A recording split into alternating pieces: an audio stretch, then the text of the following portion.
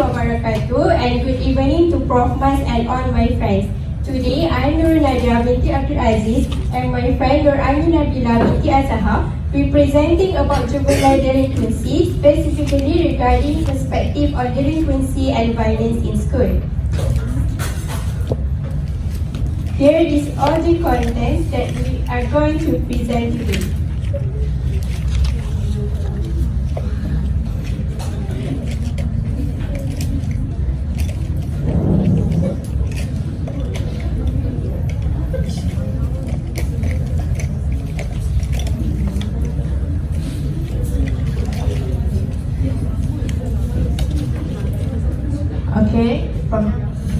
For the 7.1 introduction, the causes of violence in school system is a school system financial problem, lack of equipment of special needs students, overcrowded classroom, and underpaid buildings. I will talk about the overcrowded classroom.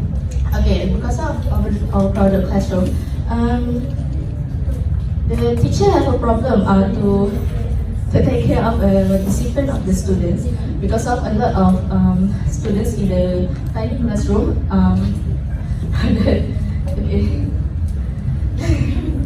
Okay, for the second one, public school examples of violence. Okay,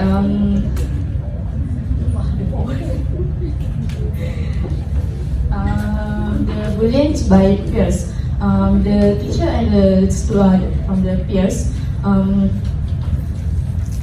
yang membuli pelajar menyebabkan pelajar itu mengalami masalah daripada segi insecure from dia punya personality, and dia akan anggap pergi ke sekolah ni hanyalah menyebabkan dia akan dibuli.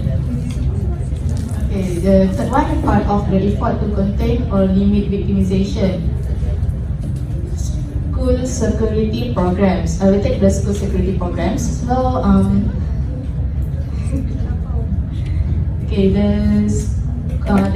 security programs is a need diperlukan untuk sesebuah organisasi untuk mengelakkan daripada pergaduhan atau pembulian itu berlaku. Okay, next.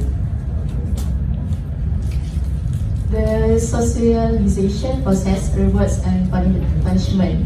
To types of organization, schools have failed as socialization institution. Second, failure in academic subject. The cause of discipline problems, I will think about the parents having a serious financial problem. Bila pelajar tu lahir daripada keluarga yang ada financial problem, dia orang ni akan memilih untuk memakai pakaian daripada generasi sebelumnya. Macam contoh, kalau dia orang ada abang atau kakak, dia orang akan pakai baju yang sama, dan baju tu mesti akan jadi lusuh kan. So bila dia orang pakai pakaian yang lusuh tu, akan jadi punca, dia akan macam diejek macam, kau pakai baju ni gitulah. Okay, so the school function as delinquency preventing, provide opportunity to participate in extracurricular program such as like a dance club or any other club lah yang berkaitan dengan sports atau benda yang boleh mengaktifkan pelajar tu.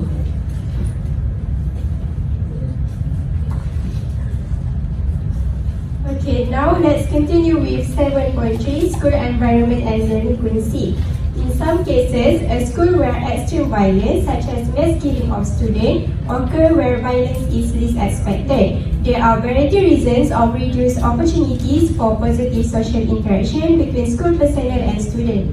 Firstly, size of building construction. This can contribute to juvenile cases when the condition and the position of the building itself that may be hidden from the public view, especially from teachers and school staff. This will cause students to feel more safe for doing more juvenile cases. Second, consolidation of district into huge central school, iaitu penyatuan daerah menjadi sekolah pusat yang besar. Sebagai contoh, di antara daerah A dan daerah B, terdapat sebuah sekolah yang menerima pelajar daripada kedua-dua daerah. Pergaulan antara murid ini boleh menyumbang kepada pengaruh yang tidak baik, di mana seterusnya boleh membawa kepada kes juvenile. The third one is budget crunches that have forced the creation of large classes and formalized student-teacher contacts. iaitu masalah bajet yang memaksa penciptaan kelas yang besar dan hubungan pelajar-guru yang formal. Apabila semakin bertambah saiz sebuah kelas, semakin bertambah juga kapasiti murid di dalam kelas tersebut, menyebabkan semakin besar potensi untuk berlakunya masalah juganan di dalam kelas tersebut. And the last one is computerization of scheduling and grading. I will explain more detail regarding grading, iaitu penggradan. As we know, normally in school, students were arranged according to their academic achievement. For example, A class is for the excellent student, while F class is for fail student. People usually will assume that the most naughty and problematic student will be in F class. This perspective will cause students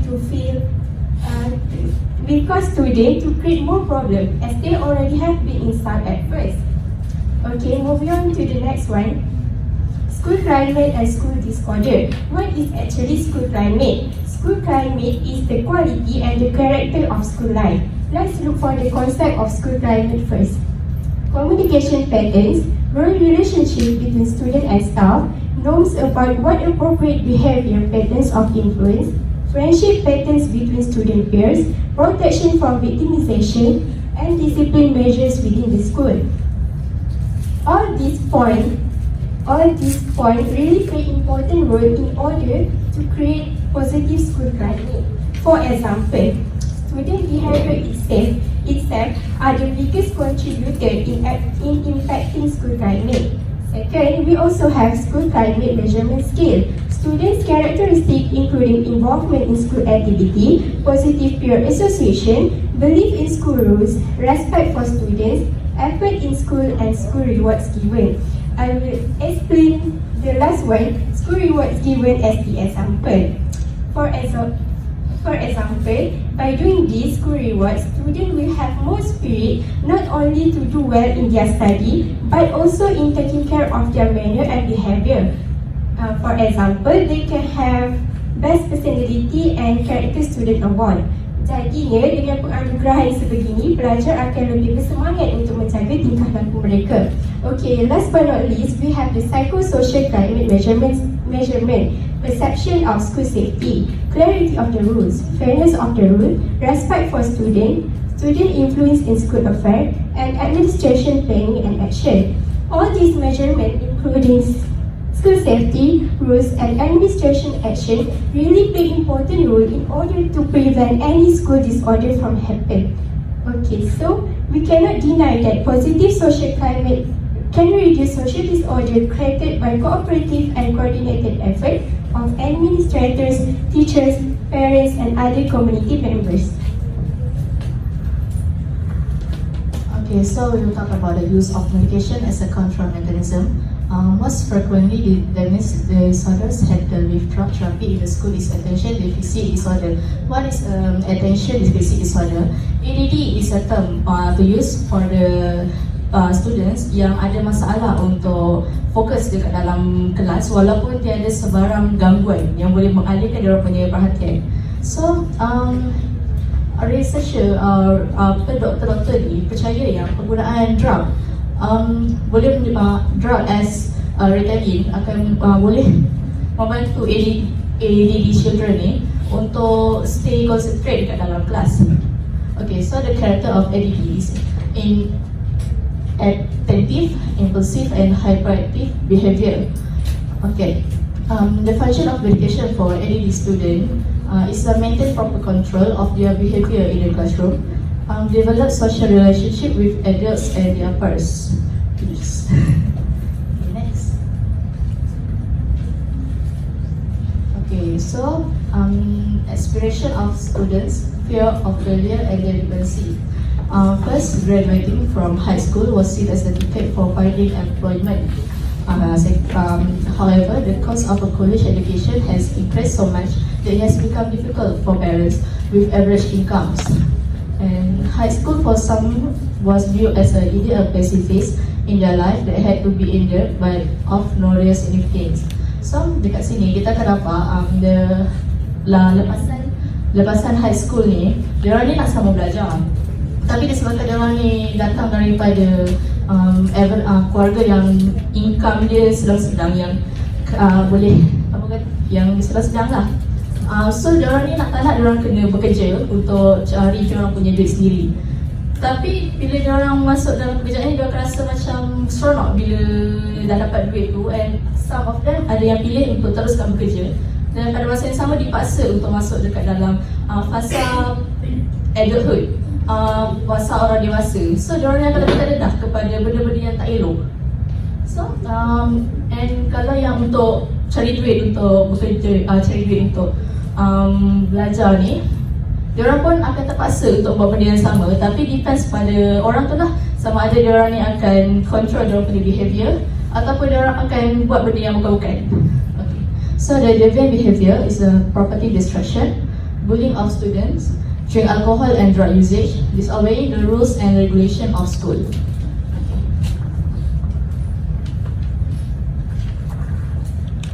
Okay, now let's continue with 7.4, learning disabilities and delinquency in school. As suggested, children with learning disabilities are more prone to be disruptive in schools, as well as more prone to be aggressive and destroy property.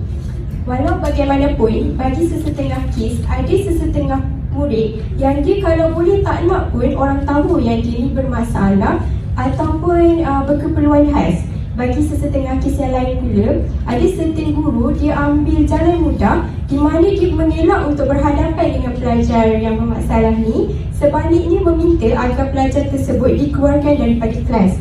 Moving on to the learning disabilities can contribute to academic underachievement, poor impulse control, low frustration tolerance, inability to understand social cues, and aggressive behaviour. Based on our own observation pun, kita boleh nampak yang pelajar with learning disabilities ni, dia agresif. Contohnya macam dalam kelas, tiba-tiba je mengamuk, tiba-tiba je campak buku, kacau kawan. Lepas tu dia punya academic achievement pun kurang memuaskan. Mungkin sebab dia tak boleh nak fokus dalam kelas tadi kan. Okay, the next one. 7.5, school dropout and delinquency. There are two major categories students not complete high school. Firstly, students voluntarily drop out, and second, students were forced out of school. There are various reasons students voluntarily leave school, including alienation from the school, failure in subject, family situation, ethnic origins, poverty, language barrier or customs of family, physical or mental condition, sick employment, poor social relation with teacher and fellow students, and avoid being bullied and ridiculed. Okey, sebagai contoh, seek employment, cari kerja. Ada sesetengah murid ataupun rakan kita sendiri di mana keluarga mereka mengalami masalah ekonomi ataupun krisis kewangan. Jadi untuk pelajar ni, dia terpaksa berhenti sekolah dan mula bekerja. Ada yang start buat live TikTok, jual produk, berniaga ataupun bekerja dengan orang dan sebagainya.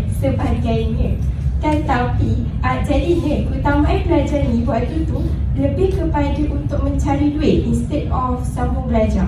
That's why dia ambil keputusan untuk secara volunteernya berhenti sekolah.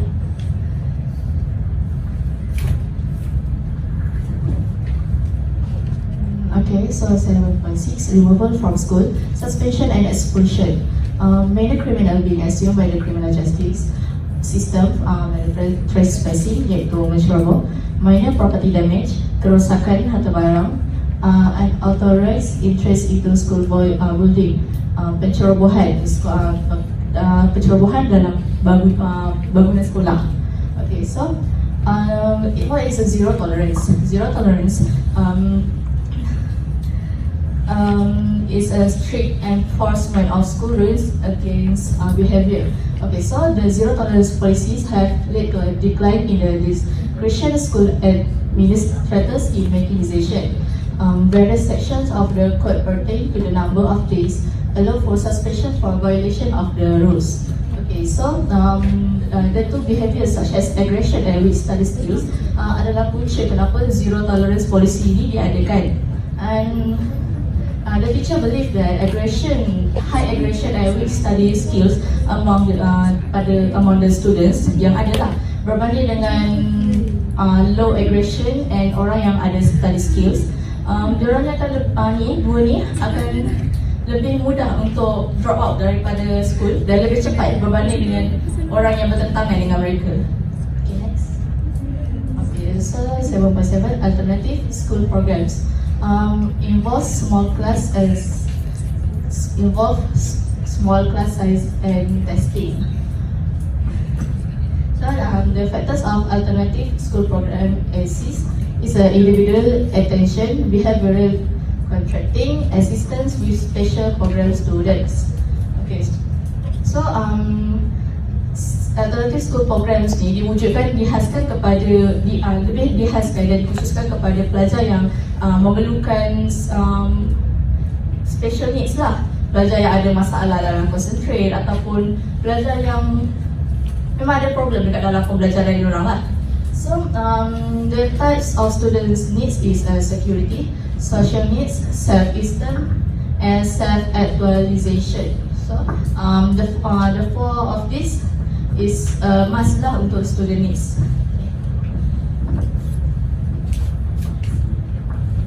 Okay, now let's focus on characteristics of offenders. Offenders who were known to the victim consisted of friends, classmates, neighbor, and sibling. Jadi, ada sesetengah kes hubungan pesalah dan mangsa terdiri daripada kenalan sendiri. Contohnya kawan, jiran, or even keluarga sendiri. Okay, let's go for the specific characteristic of ages, gender, and race according to the Federal Bureau Investigation (FBI) crime in school and colleges. Firstly, for ages, for 13 to 15 there are 38%, while for 16 to 18 there are 30.7%. Next, gender, as expected, males have higher percentage of doing offers compared to women with 76.6%.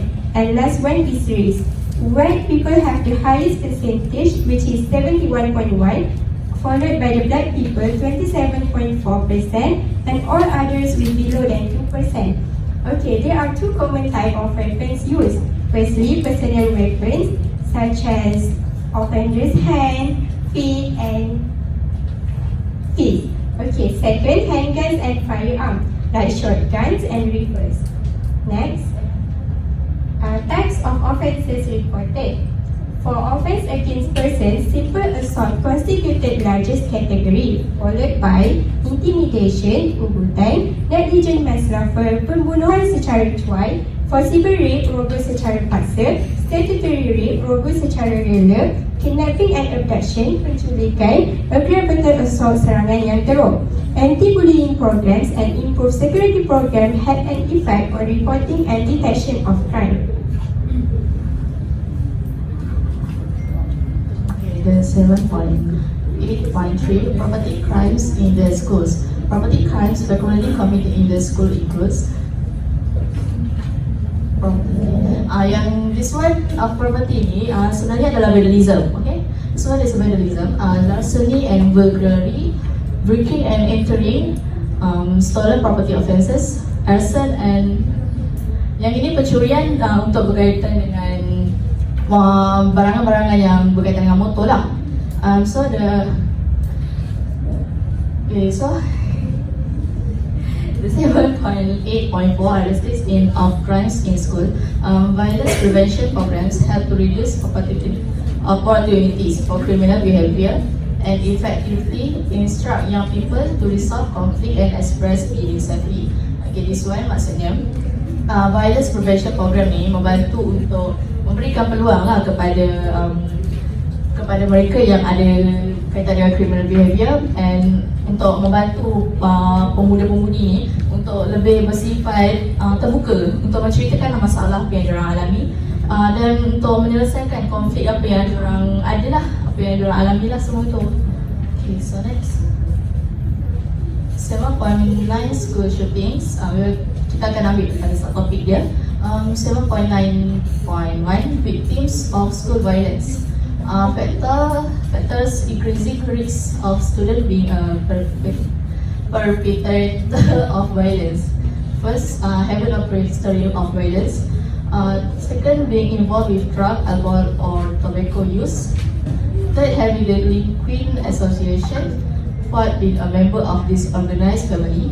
5. Having poor grades in school and living in the poverty-stricken community. Okay, 7.9.1.1 terrorist attacks on schools. Act had to be aimed at the terrorist attack ni dia akan lebih memilih untuk aim dia punya attacks tu dekat attacking political economy religious and school goal. Evidence of an intention to cause, intimidate, convey some other message to a wider audience. Okay, terrorist attacks on school are rare. They can cause a severe emotional, psychological, and financial damage kepada mereka lah yang mengalaminya. Okay, next. 7. Okay, next one, bullying in schools, community and on internet. As we know, bullying is aggressive behavior of one or more persons toward a person or persons perceived as weaker. There are two types of bullying, which is physical bully and verbal abuse, like threats and insults. However, with the advent of electronic communication nowadays, most of the current bullying was conducted by way of cyberbullying by email, cell phone, social media and chat room. Next, we have approaches to prevention of bullying in the school. By taking part in extracurricular activity and making a connection with the student, it actually can help to prevent student misconduct matters. Teachers, school administrators and the police assigned to the school work together to develop an informal guardianship. Next. Okay, moving on to the security program to prevent school shootings and violence. There are three types of security model. The first one is private security model. This security model implements security system and responsible for day-by-day activities. Second, we have security policies and program. This model carried out by the police officer employed by the local department that were assigned to work in school. And the last one is school administration model. This model usually was found in the small school district with minimal problem of school violence. Okay, the last one from my part, the use of school resource officers, school police, community team approach. Failure of the schools, child welfare agencies and the police to cooperate and share information has resulted in wasted opportunities to enhance school security, prevent victimization in the school, create a school environment more conducive to learning. School resource officers assist educators being an active part of three education initiated strategies. First, safe school training. Second, purposeful use of technology. The third one, effective of interagency partnership. So to conclude, actually with the cooperation of all the parties, school shootings and violence are not impossible, can be prevented. So, the 7.1.9.3.2 is a potential for real conflict for police in schools. First, the activities that pertain to the school involvement, SRO. What is the SRO? The SRO is a school resource officer. The first one is traditional law enforcement related matters. Second, advising or mentoring students and family. Third, presence at school events. 4, teaching. 5, involvement in safety plans or meeting with schools. And the second one is a main benefit of SDO programs, reducing the frequency of patrol officers visiting the schools, improving the image of police officers among juveniles, and the last one is fostering better relationship between police and the school.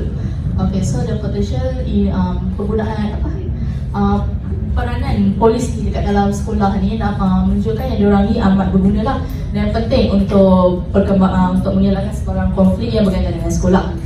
Okay, so macam aktiviti ni, aktiviti dengan main benefit ni tunjuklah jelas lah bahawa yang police officer ni penting. Okay, next. Okay, so the summary is the first one is problem of school-related delinquency. Is violent behavior, vandalism, drug and alcohol use, financial difficulties, failing achievement levels, truancy, absenteeism, and dropout problems. The cause of student socialization problems is a lack of opportunity for interaction with teachers, strict regulation regarding movement within the school, and large classes. The third method is factors of academic failures, such as learning disabilities, mental or physical handicap. Okay, so the research on the effectiveness of SROs reveals that they may be particularly effective in the prevention of crimes and effective in working with community, child protection agency and police departments in detecting various forms of child abuse. Okay. Okay, so that's all from my team. Okay, so thank you.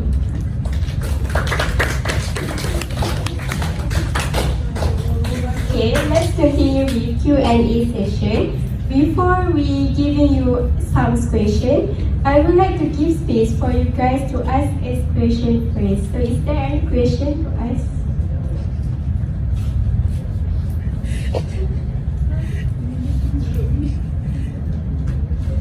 Ada soalan?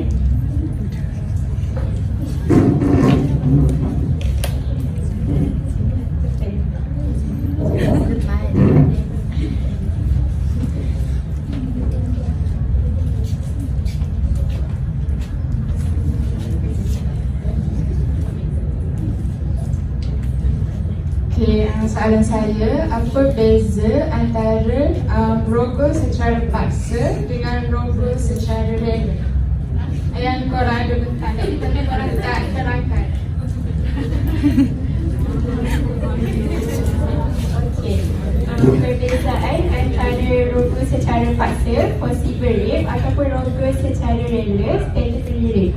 Okay, untuk rogol secara paksa, which is possible rape, dia adalah hubungan seks yang berlaku tanpa persetujuan daripada kedua-dua pihak. Maksudnya, dilakukan secara paksaan ataupun melalui ugutan. Kalau yang lagi teruk tu sehingga menyebabkan kecederaan kepada sesebuah pihak. Kalau statutory rape pula, rogol secara random, hubungan seks berlaku dengan persetujuan daripada kedua-dua pihak. Maksudnya, suka sama suka.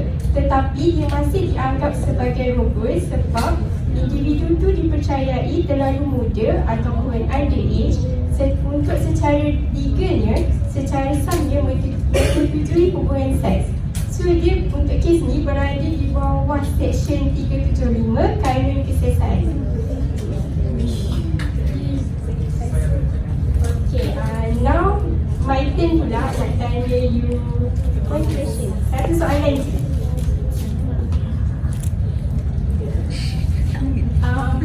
Give me 3 reasons student voluntarily leave school. Tadi kan ada banyak list kat dalam slide tu. Nak 3 je. Siapa nak tanya?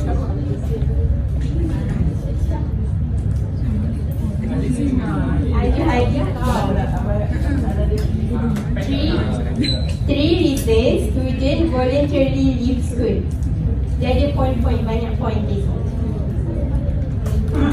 Cepat-cepat ada semua. Cepatlah, siapa nak jawab? Amin, insyaAllah. Lambat.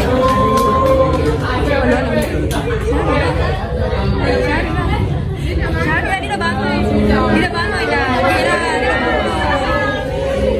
Dia dah bangun. Masuk.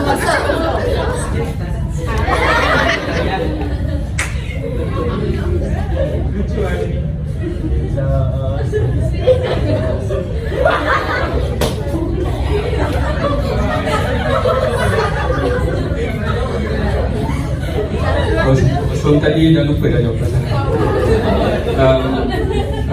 first is alienation from school, second is failure in subject, and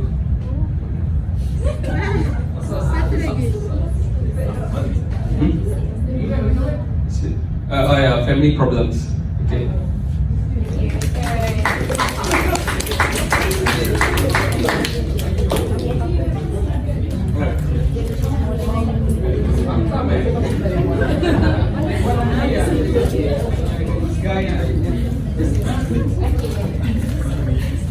Okay, part saya ada yang nak tanya soalan. Saya ni bersifat terbuka. So, ada apa soalan tak? Ada soalan tak?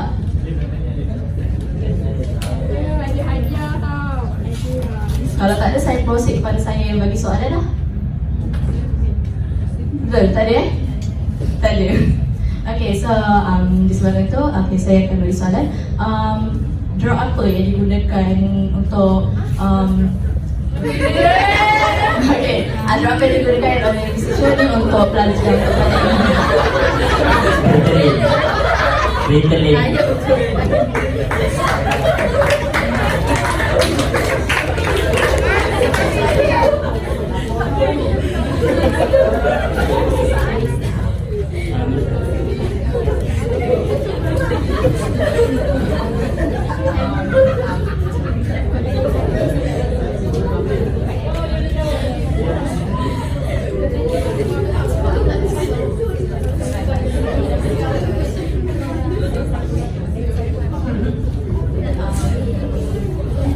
Okay, kita ambil yang ADD lagi sebab itu paling senang lah kan. So untuk ADD ni, apa maksud ADD? Saya bagi senang je. Apa maksud ADD? Nak kan? Beranikan diri.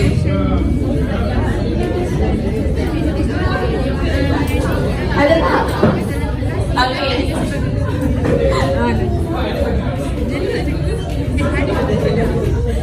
Nadia, Nadia.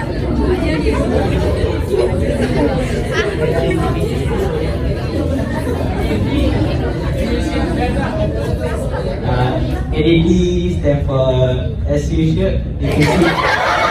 Bisa tu.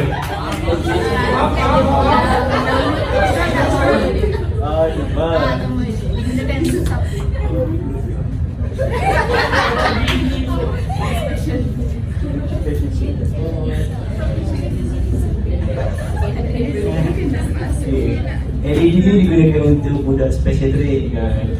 Tak boleh apa ni? Tak boleh konsentrate. Boleh lah tu, boleh.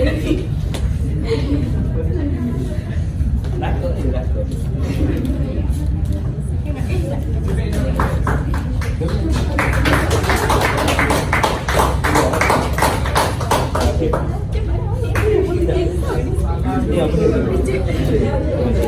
Okay, so that's all from our team.